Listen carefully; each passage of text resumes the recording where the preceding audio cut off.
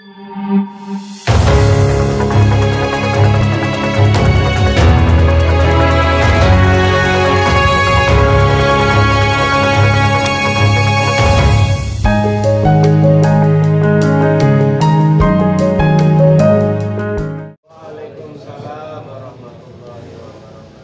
hormati Bapak Kepala Desa kita, Bapak Haji Beni Basuk SD. Yang saya hormati Bapak dan Ibu dari Universitas Mataram untuk narasumber penyuluhan hukum. Yang saya hormati Bapak-bapak dan ibu-ibu peserta penyuluhan, bapak-bapak kadus, ibu-ibu perwakilan dari PKK atau kader posyandu yang berbahagia, Bapak Babin Kamtipmas di belakang, dia tidak kelihatan ya, beliau tidak hadir ya. Nggih. Alhamdulillah, puja dan puji syukur kita panjatkan kehadirat Allah Subhanahu wa taala. Untuk acara selanjutnya yaitu sambutan dari Bapak Kepala Desa kita. Baik, kita dengarkan saja sambutan serta pengantar dari Bapak Kepala Desa. Kepada beliau waktunya dipersilakan. Bismillahirrahmanirrahim. Assalamualaikum warahmatullahi wabarakatuh. Yang kami hormati Bapak Ibu dosen Undram, Fakultas Hukum, kemudian yang saya hormati Bapak-bapak kadus, perangkat desa lainnya, Pak Sekdes dan Babin Kamtipmas dan Ketua Adat Desa Lembang Selatan, Ibu-ibu kader, singkatnya Bapak Ibu yang dirahmati Allah Subhanahu wa taala. Alhamdulillahirabbil alamin, puji syukur kita panjatkan kehadirat Allah Subhanahu wa taala atas limpahan rahmat hidayahnya sehingga kegiatan penyuluhan hukum yang akan dilaksanakan oleh Bapak Ibu dosen Undram bisa kita laksanakan hari ini. Salawat dan salam kita haturkan kepada junjungan kita Nabi besar Muhammad Sallallahu Alaihi Wasallam. Bapak Ibu yang kami hormati, kami dari pemerintah Desa Lembang Selatan mengucapkan banyak terima kasih telah memilih desa kami untuk pelaksanaan penyuluhan hukum ini. Tentunya kegiatan hari ini semoga bermanfaat untuk kami di Desa Lembang Selatan. Mungkin demikian dari kami. Wabillahi taufiq wal hidayah. Assalamualaikum warahmatullahi wabarakatuh.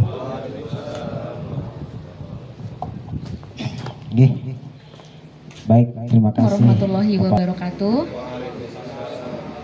Alhamdulillah dan alhamdulillah untuk ketiga kalinya bahwasanya untuk hari ini kita bisa mengadakan penyuluhan hukum yang berkaitan dengan Pancasila dan penerapan SDGs di desa. Pada saat kita berbicara Pancasila, mungkin kita semua sudah familiar karena dari kita kecil kita sudah hafal yang namanya Pancasila. Bahkan pada saat kita berbicara Pancasila, maka tergambarlah karakteristik khas dari masyarakat Indonesia, dari di desa sampai ke kota. Dan kemudian pada saat kita berbicara Pancasila, baru tanggal 1 Juni yang lalu kita merayakan hari lahirnya Pancasila, dan nanti di tanggal 1 Oktober 2022 esok kita akan merayakan hari kesaktian Pancasila. Mengapa sampai sebegitunya Pancasila tersebut? Karena memang di dunia ini yang memiliki Pancasila hanya Indonesia. Dan bahkan mungkin Pak Kadus, para perangkat desa, para staf desa sendiri di sini sudah sangat hafal pasal 1 sampai ke 5 dari Pancasila. Nah, sekarang coba saya ingin tahu nih apakah benar masih hafal, karena kita sudah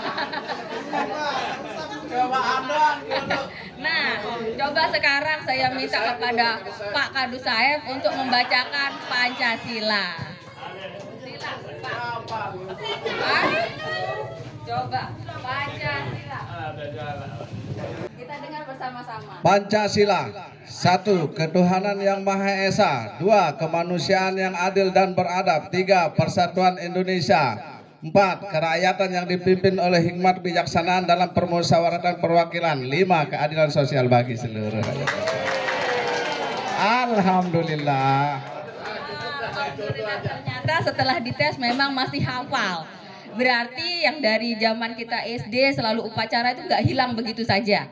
Nah, di sini kaitannya Pancasila dengan SDGs, apakah ada, Bu?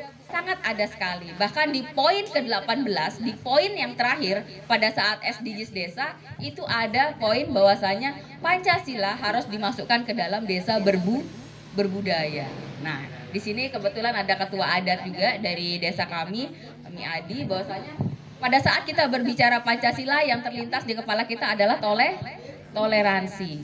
Nah, apalagi kami di sini memang berbagai macam agama, Pak. Di sini berbagai macam agama dan kebetulan kami adalah gerbang masuk NTB dari sisi selatan.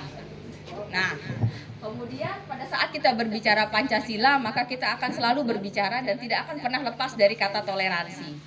Toleransi di sini akan apa? Skopnya akan luas, bukan hanya toleransi dalam beragama, tapi toleransi juga dalam kita hal berbudaya. Karena budaya kita pastinya akan berbeda-beda juga. Nah, bahkan pada saat kita berbicara tentang SDGs desa di sini dikuatkanlah pada poin ke-18 bahwasanya desa berbudaya, bahkan ada tagline dari Gus Menteri, Kementerian PDTT, Kementerian Desa, bahwasanya ada tagline desa surga, di mana desa surga di sini adalah apabila dari desa kita sudah membangun, apabila dari desa kita sudah paham arti SDGs desa tersebut apa, maka tidak menutup kemungkinan itu akan menjadi tonggak besarnya sebuah negara. Mengapa? Karena memang skup desa ini adalah cerminan kecil dari sebuah negara.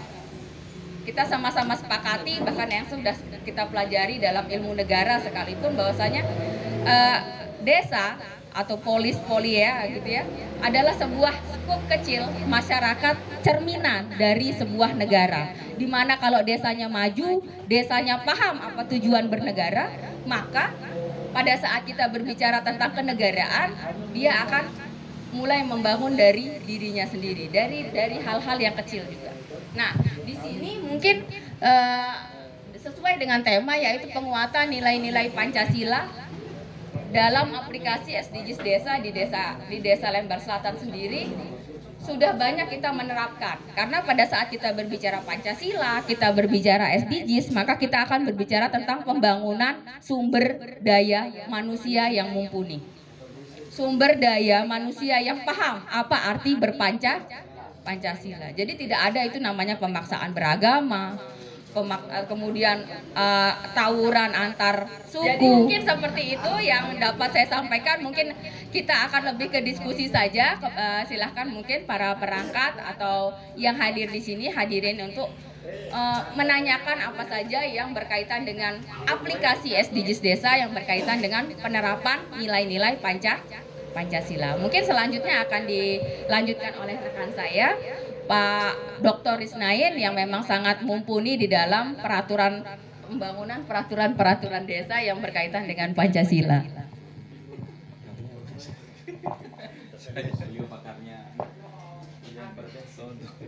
Baik. Bismillahirrahmanirrahim. Assalamualaikum warahmatullahi wabarakatuh. Selamat pagi, salam sejahtera untuk kita semua. Yang saya hormati Pak Kades, Ibu Kades sekaligus yang saya hormati perangkat desa Lombok Selatan, Pak Babin Kamtibmas. Yang pertama bahwa Pancasila itu kita sama-sama tahu itu adalah ideologi dari kehidupan kita berbangsa dan bernegara.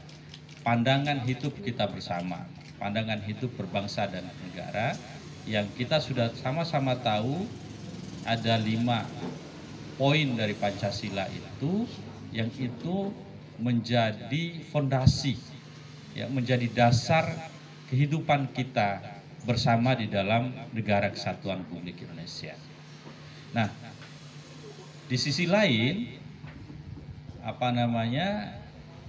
masyarakat dunia melalui Perserikatan Bangsa-Bangsa telah mencanangkan satu perencanaan pembangunan yang bersifat internasional yang disepakati oleh hampir 200 negara di dunia.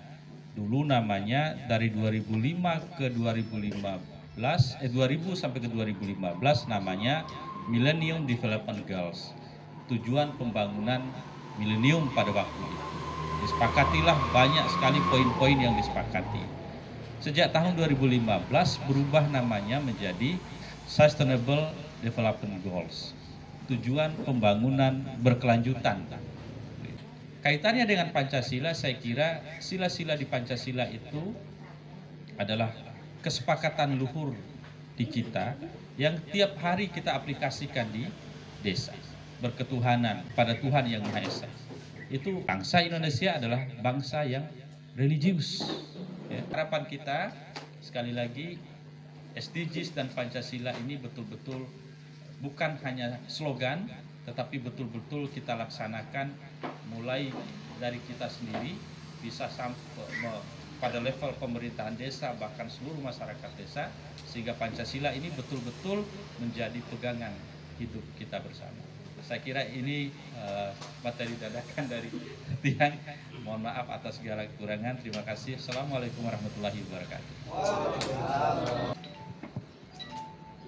Bismillahirrahmanirrahim. Assalamualaikum warahmatullahi wabarakatuh.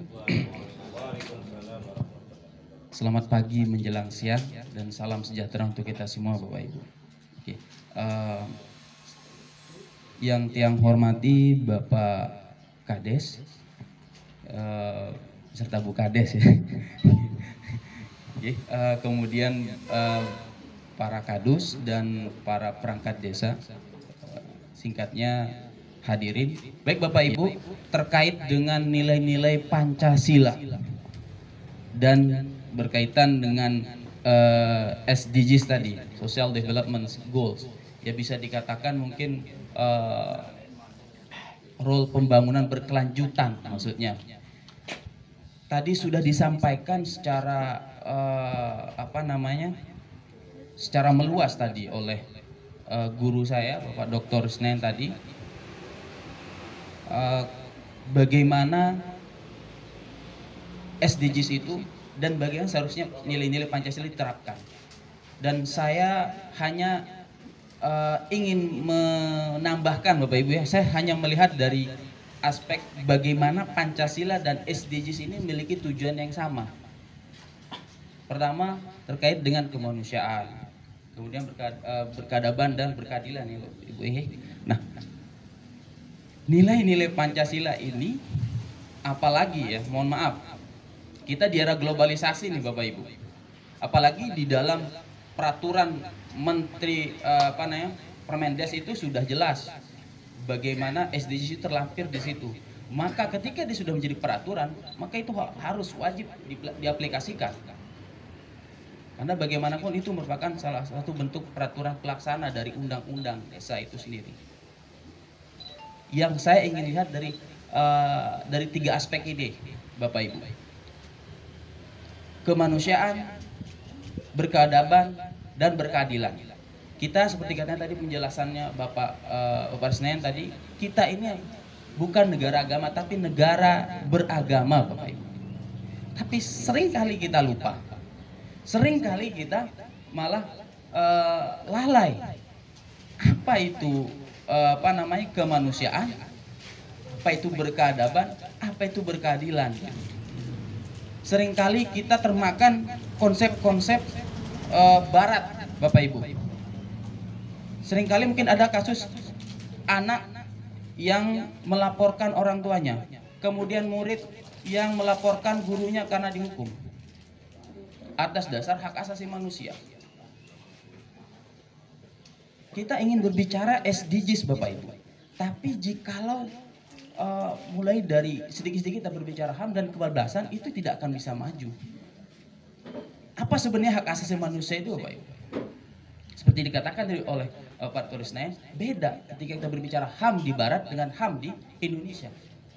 Bahkan mohon maaf, di dalam Islam sendiri hak asasi itu adalah hak yang melekat yang diberikan oleh Allah dari semenjak kita dalam kandungan Bapak Ibu. Sampai kita meninggal ada hak kita. Akan tetapi hak itu apa? Tidak, selama tidak mengganggu hak orang lain. Tidak mengerti lah Maranike, tetapi selaku kepala dusun itu yang penting aman. Di Kalebar Selatan, yang saya mau tanyakan tadi paparannya alhamdulillah jelas sekali, apalagi ini mengenai perempuan Pak ya Allah senang sekali dengarnya. Harapan kita karena semuanya ini, karena dunia sekarang ini adalah hal-hal yang tentunya harus kita jaga dengan keselamatan fid din wa afiatan fil jasad wa ziyadatan fil ilmi wa barakatan fil rizqi wa taubatan qabla al maut wa rahmatan indal maut wa maghfiratan ba'dal maut. Allahumma hawwin alaina fi sakaratil maut wan najata minar wal afwa indal hisab. Rabbana la tuzigh qulubana ba'da idh hadaytana wa hab lana min ladunka rahmah innaka antal wahhab. Rabbana atina fid dunya hasanah wa fil akhirati hasanah wa qina azabannar. Subhana rabbika rabbil izzati amma yasifun wa salamun alal mursalin walhamdulillahi rabbil alamin. Bismillahirrahmanirrahim.